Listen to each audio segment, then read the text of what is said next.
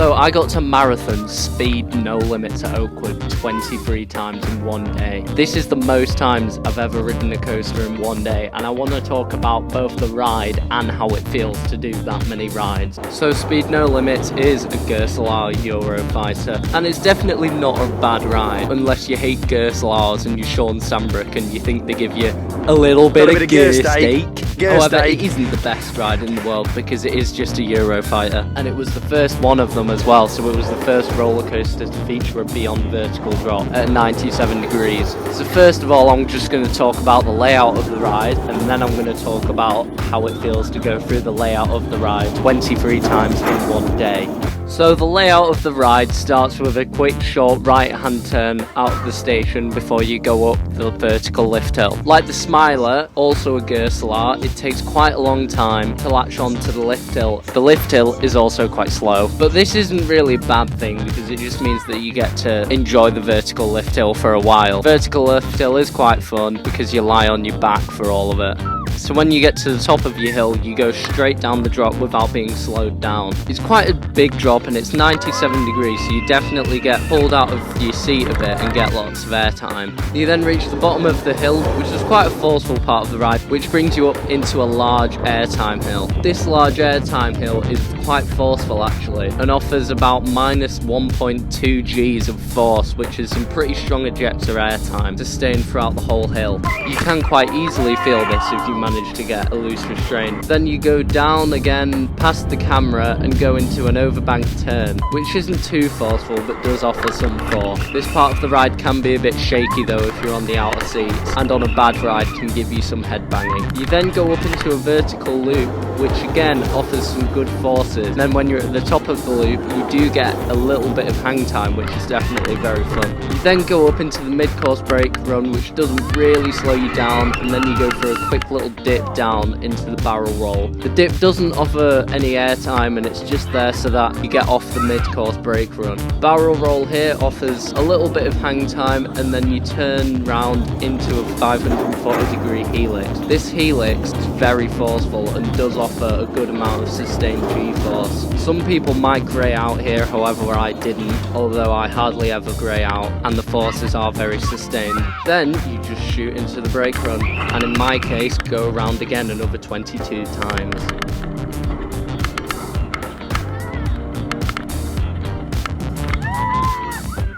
The restraints on the ride are the standard Gerstlauer over-the-shoulder restraints because this is an older Eurofighter, the same restraints as you'll find on the Smiler. Although they are over-the-shoulder restraints, you can manage to get some room to get some airtime. However, the restraints aren't very thick, so when you do get the ejector airtime on the first hill, it can dig into your thighs quite a bit. The trains are 2x4, which means that there's not going to be much of a difference in the forces between the first and second row, so you're better off sitting on the front for the view, and the two seats in the middle on each row are definitely a lot smoother than the ones on the outside and a lot less shaky. The ride doesn't have a theme, it just has a big sign outside the entrance. However, the presentation of the ride isn't great because it's starting to fade its colours a bit. However, the viewing area for the ride is great. There's lots of great photo opportunities and places to see the ride because you can walk around most of it. So this does make up for the lack in good presentation and theming. However, you don't really get much of an immersive experience for those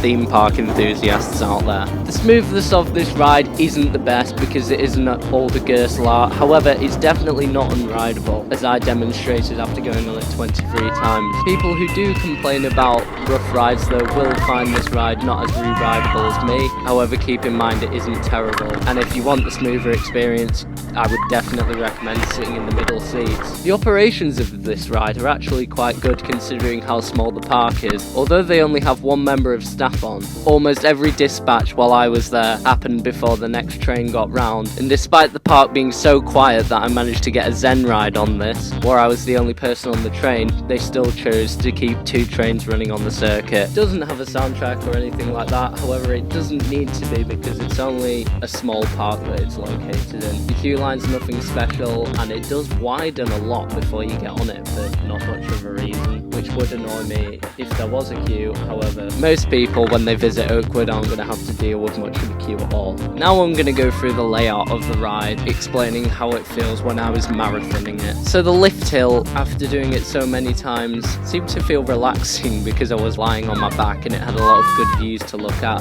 However, tilting backwards so many times did make me feel slightly sick. To the top, the drop of the ride always surprised me because it is a beyond vertical drop and you always get chucked out of your seat and feel your head going below your toes. In the transition to the airtime hill on every ride, it did feel a little bit of roughness and quite a bit of force, and then you come up to the big airtime hill. So as much as I love airtime hills, and I think it's great that this ride has a massive airtime hill, after riding it so many times and the restraints being quite hard and thin, I ended up trying to push myself into my seat because the airtime was quite painful, because every time I went out of my seat, my thighs slammed into the restraint. So after re-riding the ride so many times, I didn't particularly enjoy this airtime hill. It would be a lot better if it had thicker lap bars which have more contact on your body, so all the force wasn't shoved into one part of your thighs over and over again. But roller coasters aren't designed to be ridden 23 times in a day. And then the overbank turn, every time I rode it, felt a little bit forceless, and it's probably the most shaky part of the ride once you get to the top, especially on the outer seats. Then you go up into the vertical loop, which after riding it so many times didn't feel that fun. However, I enjoyed seeing how much hang time I got at the top after every ride, because throughout the day you do get less hang time as the ride speeds up, and then you go into the mid-course brake run, which I didn't really think anything about. I did get slightly annoyed that you don't get any airtime popping off it, but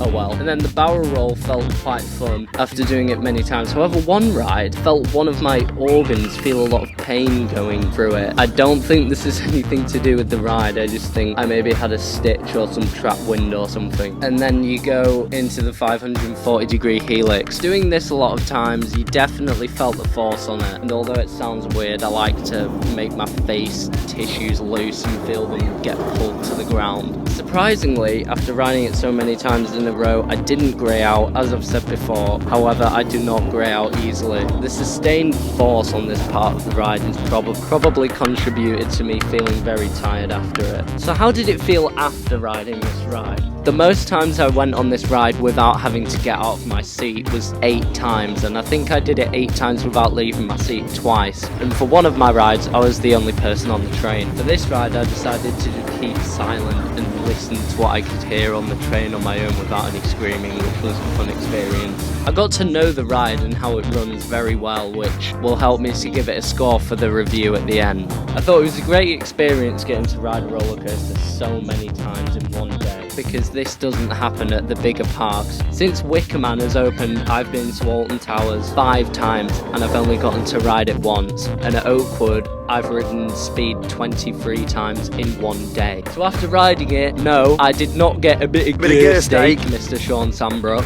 although I do understand what he means. What I did feel mostly was a lot of tiredness. I felt very tired in the car on the way back, and after getting out the car to eat, I just felt extremely tired after doing this so many times. Riding roller coasters is tiring. I did feel tired the day after as well, so it definitely took all of my energy out of me, and I have a lot of respect for people who do roller coaster marathons for charity. Overall, I just like doing a roller coaster that many times for the novelty and seeing how long I could last. The reason I did it so many times was because of this, and because it had no queue and megaphone. I just did it lots of times because it was good fun.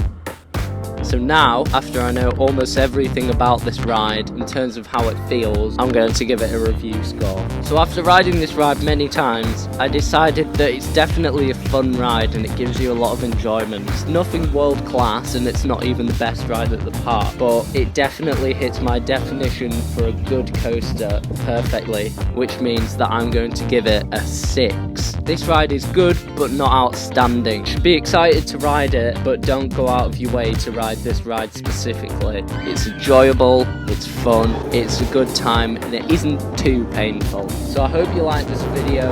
Subscribe if you haven't already. I hate asking for likes, so give this video a dislike. Don't actually. And if you did enjoy the video, feel free to watch more of my videos, and I'll see you in the next one.